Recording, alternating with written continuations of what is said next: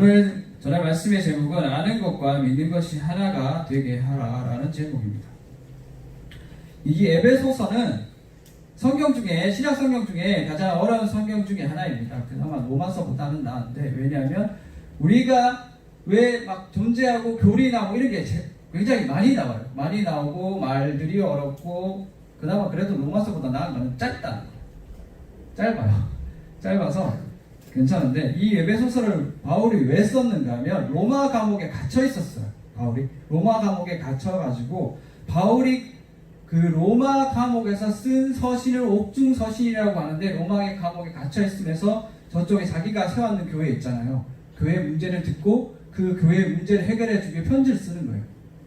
그런데 이 에베소서는 굉장히 특이한 게 있는데, 뭔가 하면 보통 바울이 어떤 교회에 편지를 쓸 때는 특별 서신이라고 해서 그 교회에 맞는 목적에 따라서 수신자가 누군지 되게 정확하고 문제가 구체적으로 쓰는데, 이 에베소서는 에베소 교회에 보내는 편지임에도 불구하고 어떤 형식으로 되어 있는가 하면 일반 서신 형식으로 되어 있어요. 무슨 뜻인가 하면 다른 교회 사람들이 와서 봐도 충분히 납득되는 편지예요. 그걸 회람 서신이라고 해요. 그래서 바울이 의도한 게 뭔가 하면 이걸 가지고 쭉 돌려봐라. 쭉 돌려봐라. 그 당시 에베소 교회가 가장 큰 영향력을 발휘하고 있었거든요. 그래서 에베소 교회에 이 편지를 주면 다 돌려보라는 거예요. 다 돌려보라고. 그래서 에베소서에 나와 있는 주된 형식이 뭔가 하면, 그 당시에 초대 교회에 공통적인 문제가 있었는데 뭔가 하면 이 사람들이 이방인들하고 유대인들하고 섞여 있었어요. 그리고 유대인들이 많이 있었는데, 유대인들이 평생 자라온 습관이 뭔가 하면 그 율법주의적 습관이 어렸을 때부터. 유대인들은 어느 정도인가 하면 성인식 할 때 있잖아요. 모세오가 안 보고 달달 다 외워야 돼요. 지금도 대단하죠. 안 보고 달달 다 외워야 돼요. 그렇게 자라왔는데 하루아침에 예수 믿고 생활 패턴을 바꾸려고 하니 문제가 발생하는 거예요. 헷갈리는 거예요. 왔다 갔다. 그 당시에는 교리도 잘 안 나와 있잖아요. 교리도 안 나와 있으니까 바울이 계속해서 그걸 편지를 써가지고 가르쳐 주는 거예요. 그렇게 살면 안 된다. 너희들 어떻게 살아야 되냐? 그런 맥락에서 보면 되는 거예요. 그런 맥락에서. 그래서 에베소서를 보면 핵심적으로 어떤 게 나오는가 하면, 하나님은 누구시고, 그리스도는 누구시고, 교회는, 참된 교회는 어떤 교회가 참된 교회고, 그런 식으로 나와요. 이렇게 내용이 쭉 나와요. 그래서 오늘 우리가 그런 맥락에서 보면 4장에서 특히나 이 4장 13절에서 바울이 얘기하는 것은 아는 것과 믿는 것이 하나 되게 해서 온전한 사람이 되라고 하는 거예요. 온전한 사람. 온전한 사람. 그 당시에 초대교회가 안고 있는 공통적인 문제 중에 예수님을 아는 지식이 부족했고, 또 바르게 믿는 믿음이 부족했고, 또 그 둘이 하나 돼서 온전한 분량으로 장성한 신앙이 되는 게 부족했어요. 그래서 오늘 간단하게 이 세 가지를 나눠보려고 합니다. 첫 번째가 뭔가 하면 예수 그리스도를 믿는 것. 예수 그리스도를 믿는 것. 믿음이 무엇인가? 여러분, 믿음이 뭐라고 생각하세요? 믿음. 예수님 믿어요. 예수님 누구죠? 왜 아무 대답을 안 해? 여기 다 불신자예요? 예수님 누구죠? 하나님의 아들이죠. 그렇죠? 하나님의 아들이시면서 우리를 구원하시는 분, 구원자죠. 그런데 보통 우리가 구원하다 하면 어떻게 알고 있는가 하면 그냥 우리 원죄, 죄를 사해 주시고 끝. 그게 아니에요. 구원자라는 것은 우리의 총체적인 걸 다 구원하는 거예요. 이해가십니까? 지금 우리가 숨을 쉬고 있어도 우리의 모든 문제 다 구원하시는 거예요. 이게 구원자예요. 그러면 우리를 구원해 주시는 구원자라면 우리가 어떻게 할까요? 저분한테. 우리 단순히 신념적으로 믿는 게 아닙니다. 저분을 신뢰해야 돼요. 신뢰. 그게 믿음이에요.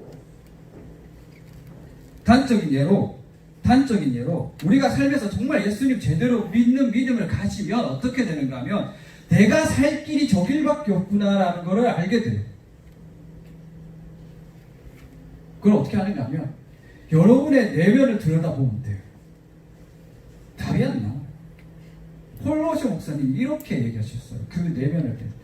어떤 소녀가 있었는데 이 소녀가 계속해서 반복적인 죄를 지어요. 회개기도 하고 반복적인 죄를 짓고 나서 어떻게 하는가 하면 내가 하나님한테 죄를 안 짓겠다고 맹세하고 회개기도 했는데 다음날 또 지었어. 그럼 이 소녀의 마음이 낙심이 가는 거예요. 자기가 싫어지는 거예요. 하나님 앞에서 자꾸 범죄하는 자기를 발견하게 되니까. 그래서 이 소녀가 어떻게 했는가 하면 너무 자기가 싫어가지고 페널티를 주려고 합니다. 어떤 장소에 가서 하나님한테 안 나가는, 교회 쉬운 예로 교회 안 나가는 거예요. 교회 나 같은 게 어떻게 교회를 갑니까? 그렇게 생각하는 거예요. 그런데 그렇게 하면 안 된다는 거예요.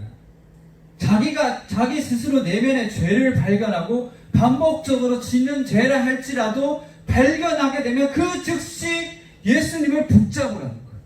살려달라. 나 좀 살려주세요. 믿음 있는 사람은 자신의 내면 속에서 자신의 문제를 발견했을 때 바로 보이는 게 바로 예수님이에요. 그 길밖에 안 보여요.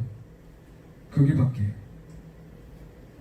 내 죄를 용서받기 바라는 마음은 위선이 아니에요. 믿음 있으니까 보이는 거예요. 예수님이. 믿음 없는 사람은 자신의 죄에 대해서 아무렇지도 않고 계속해서 단순히 양심이 찔릴 뿐이지.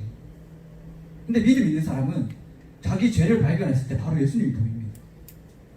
그러면 망설이지 마세요. 바로 붙잡아야 돼요. 그 혈루병 걸린 여인처럼 바짓가락에서 잡고 구원받으려고 하는 그 마음이 있어요. 믿음 있는 사람은 그래서 예수님을 붙잡게 됩니다. 내 살 길이 저 길밖에 없구나.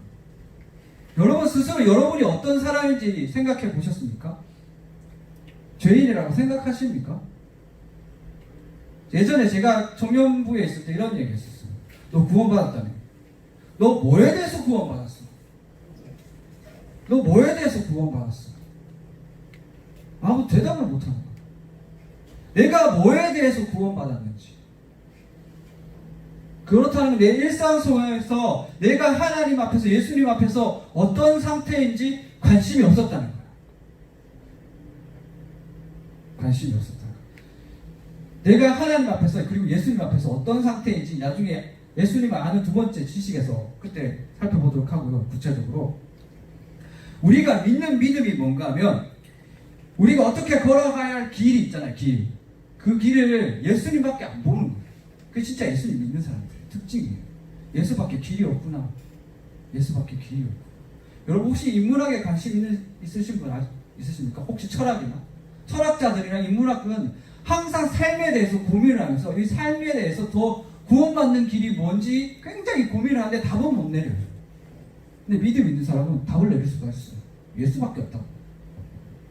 믿음이 바로 그런 거예요. 내 모든 문제에 대해서 답을 예수님한테서 찾고 그 답을 찾음으로 말미암아 예수님을 신뢰하는 거예요. 그게 바로 믿음인 거예요. 머릿속에 생각해 보세요. 우리가 오늘 살펴볼 게 믿는 것과 아는 것과 하나 되는 것. 세 가지거든요. 첫 번째가 믿는 것. 믿는 것은 모든 문제에 대해서 구원자는 예수님밖에 없다는 것. 여러분 예수 믿는다면 예수님을 전적으로 신뢰하시기 바랍니다. 두 번째로 예수 그리스도를 아는 것입니다. 예수 그리스도를 아는 것. 예수 그리스도를 아는 것. 베이컨이라는 사람이 있었어요. 먹는 베이컨 아니고 베이컨. 계몽주의.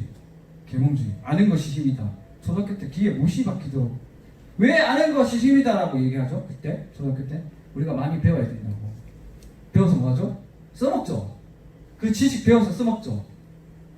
저는 이 베이컨이 말하는 저 아는 것이 똑같은 건 줄 알고 여기 아는 거.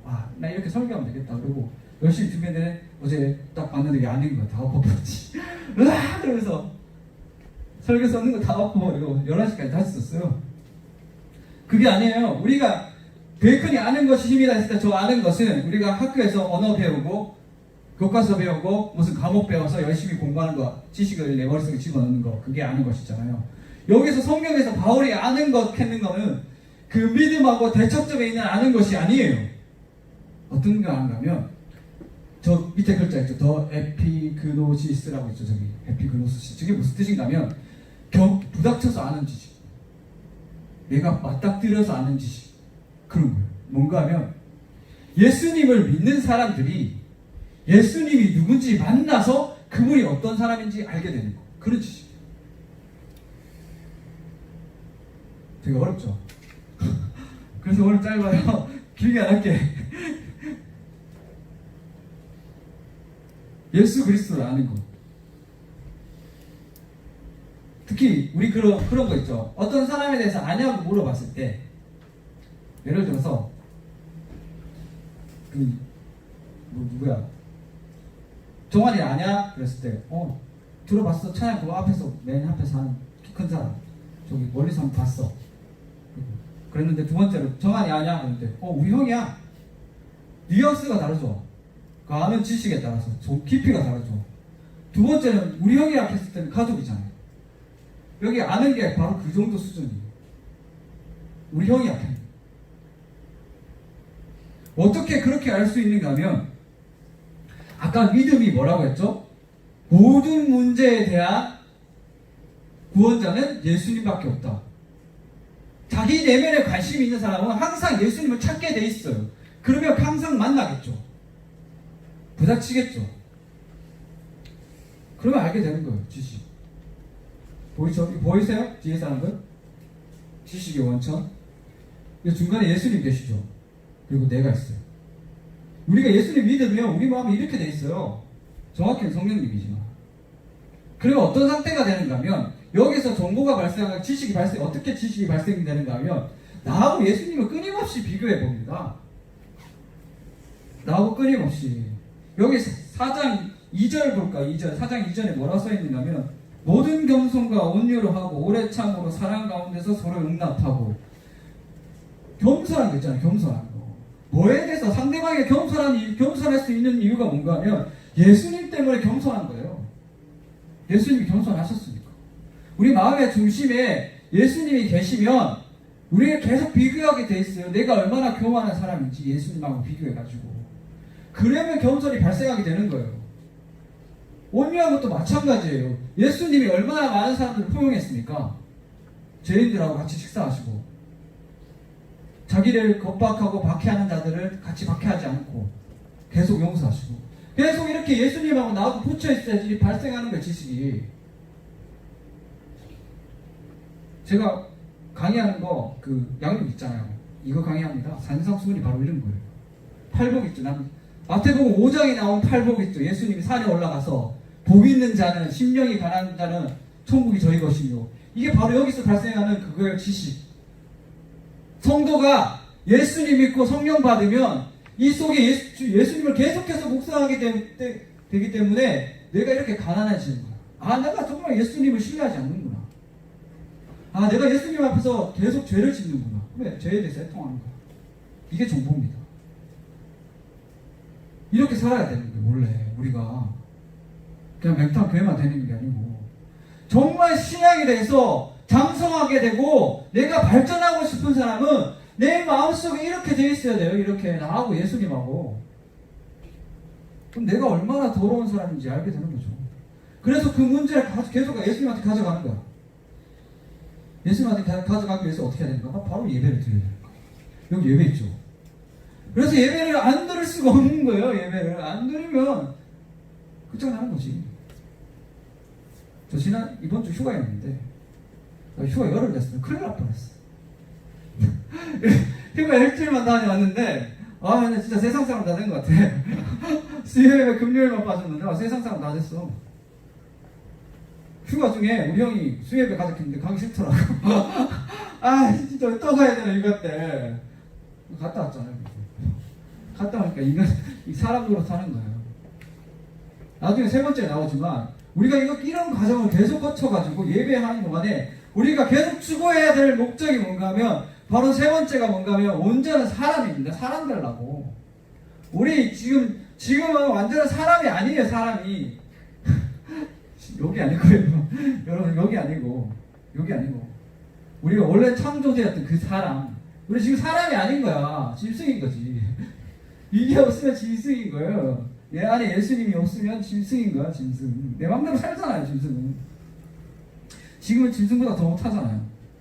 그래서 여기서 정보가 발생하게 되면 어떻게 되느냐면 내 상태에 대해서 계속해서 예수님한테 아뢰잖아요. 그러면 이게 이런 정보가 발생하는 게 아니라 성령의 열매를 맺어갑니다. 왜냐하면 우리 죄의 문제는 예수님을 통한 성령님만이 해결할 수 있기 때문에 성령님의 열매를 맺어가면서 그동안 이 머릿속에서 암기하고 있던 이 성경이 제대로 마음속에 새겨지기 시작해요.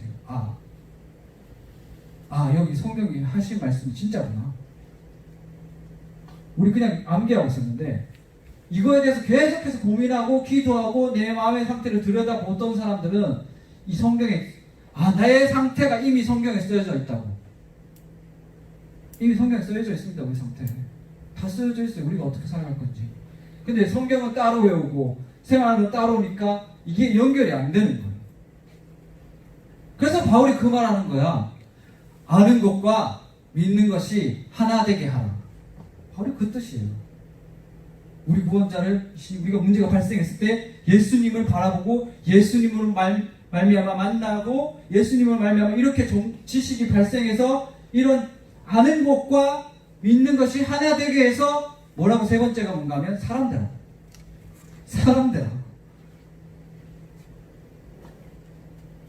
사람. 자, 온전한 사람. 우리 13절 다시 한번 읽어볼까요? 시작. 우리가 다 하나님의 아들을 믿는 것과 아는 일에 하나가 되어 온전한 사람을 이루어 그리스도의 장성한 분량이 충만한 데까지 이르느니. 아멘.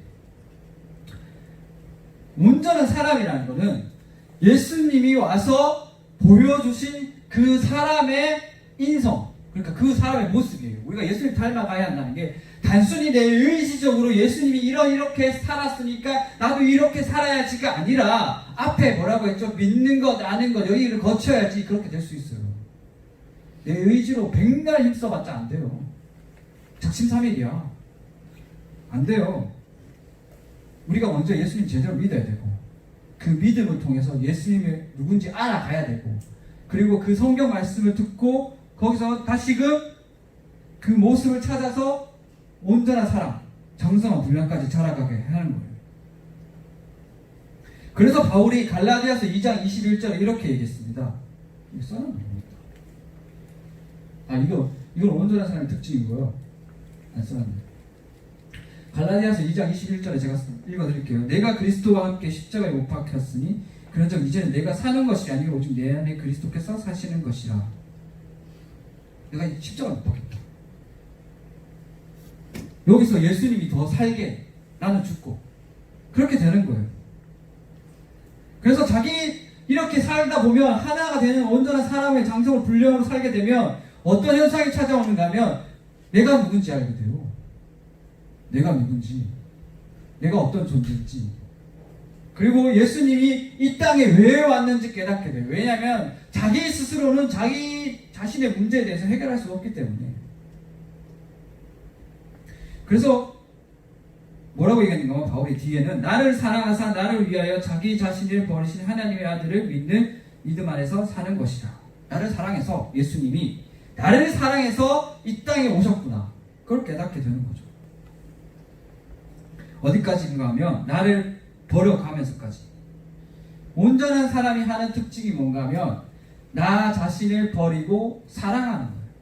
자, 보세요. 믿는 것, 아는 것이 하나 돼서 온전한 사람이 되면 그 온전한 사람이 하는 게 뭔가 하면 바로 사랑이에요. 사랑. 나 스스로 위해 사는 게 아니고. 15절에서 그래서 이렇게 얘기합니다. 오직 사랑 안에서 참된 것을 하여 범사에 그에게까지 자랄지라. 그는 머리니 곧 그리스도라. 바울이 또 이 빌립보서에서 이렇게 얘기했습니다. 너희는 너희 안에 이 마음을 품으라. 곧 그리스도 예수의 마음이니 그는 근본 하나님의 본체시나 하나님과 동등됨을 취할 것으로 여기지 아니하시고 오히려 자기를 비워 종의 형체를 가지사 사람들과 같이 되셨고 사람의 모양으로 나타나사 자기를 낮추시고 죽기까지 복종하셨으니 곧 십자가에 죽으십니다. 이 사람의 모양으로 나타나. 이게 온전한 사람이거든요. 온전한 사람. 여기 보세요. 끝낼게요. 여기서 에베소서 맥락에서 보면 바울이 뭘 얘기하고자 하는가 하면 이때는 교회의 공동체를 강조했습니다. 교회가 바로게 세워져 가지고 사람들이 합심하여서 그리스도의 머리를 세운다고. 그러니까 예수님을 높인다. 그렇게 하려면 뭔가 하면 온전한 사람이 돼서 내 뜻대로 움직이는 게 아니고 자기를 비워서 하나님 뜻대로 움직이는 사람이 돼야 된다는 거예요. 그게 사람이라는 거예요. 사람 구실한다는 거예요. 그러면 어떻게 하겠죠? 연합하겠죠. 그리고 공동체를 위해서 자기 자신을 희생하겠죠. 자기 자신을 내어놓겠죠. 예수님처럼. 그게 온전한 사람이라고 얘기해요. 그래서 그런 사람들이 모여서 하는 게 뭔가 하면 바로 사랑하는 거. 그리고 그 사랑 안에서 신앙이 성장한다고 얘기합니다. 신앙이 성장한다. 그러면 이 사람들이 모였을 때 계속 예배를 드리고 예수님을 바로 세워가잖아요. 사랑에 대해서 더 깊이 묵상하게 됩니다. 그냥 사랑하는 게 아니고. 제가 요즘에 철학책을 읽고 있는데 비트겐슈타인이라는 사람이 있어요. 20세기 가장 유명한 철학자. 신해철이 굉장히 좋아했죠. 이 사람이 무슨 말을 했는가 하면 지금까지 역사 속에서 특히 종교에서 수많은 잔혹하고 무시무시한 재난이 있었다. 그때마다 늘 믿는다거나 신앙이라는 말을 써서 신령 가르침 때문에 역겨운 일들이 벌어졌다. 결국 예수를 믿어라 라는 표현 방식이 강박이나 강제, 배척, 공격을 낳았다. 어째서 예수를 사랑하라고 말하지 않았던가. 그랬다면 전쟁은 없었을 텐데. 그냥 믿으라고.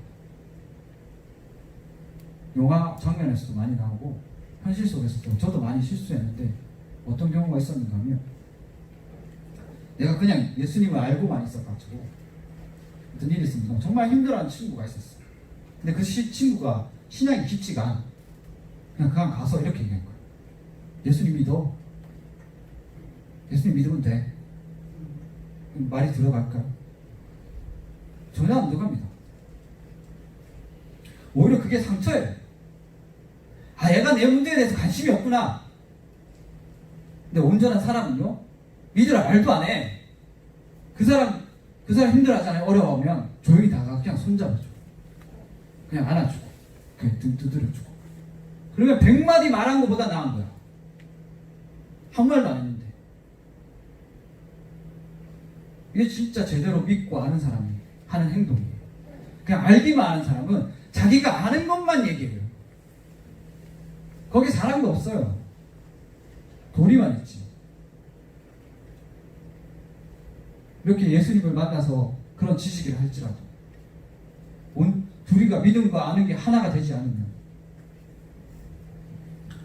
말씀 맺겠습니다. 우리가 지금 하고 있는 건 뭡니까? 우리가 정말 아는 게 뭡니까? 그리고 우리가 믿는 게 뭡니까? 우리가 아는 것과 믿는 것이 하나가 될 때 온전한 사람이 된다고 오늘 말씀을 나누었습니다. 그 말씀 속에 정말 이 청년부 그리고 우리 지역을 향한 그런 사랑이 있기를 소망합니다. 또 옆사람 친구들에게도